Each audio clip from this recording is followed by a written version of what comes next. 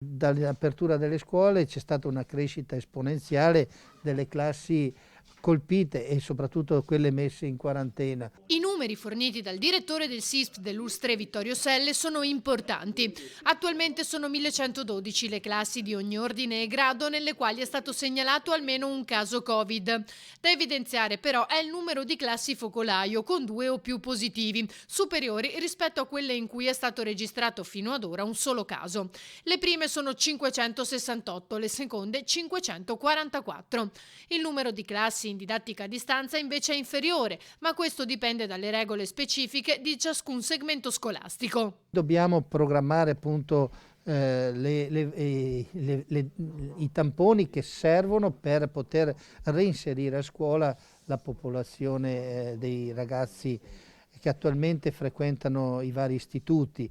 Difficoltà sul fronte scolastico anche nel Veneto orientale, dove ci sono attualmente 183 classi in quarantena per un totale di 3.195 studenti e 211 classi in sorveglianza. Nel frattempo, l'azienda sanitaria veneziana si è attivata per garantire i tamponi alla popolazione nel modo più veloce possibile. Il primo monitoraggio che stiamo facendo in questi giorni dell'andamento complessivo è molto positivo perché i numeri che stiamo erogando sono gli stessi di quando c'era l'affollamento e assolutamente non c'è disagio né per gli utenti e né tantomeno per gli operatori.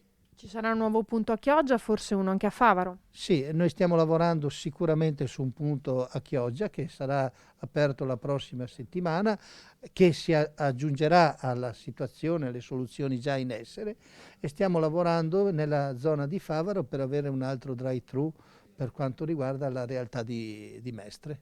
Per quanto riguarda l'US4, dalla prossima settimana si potranno effettuare anche dai medici di famiglia e non solo. Oltre ai vaccini faranno anche l'attività di tamponi in maniera strutturata.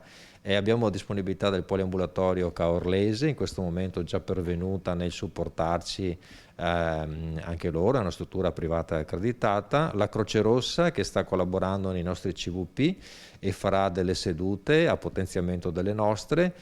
E chiaramente poi se anche qualcun altro si presenta noi saremo ben contenti di poterlo accogliere in questa attività importante che speriamo anche che poi vada in calo.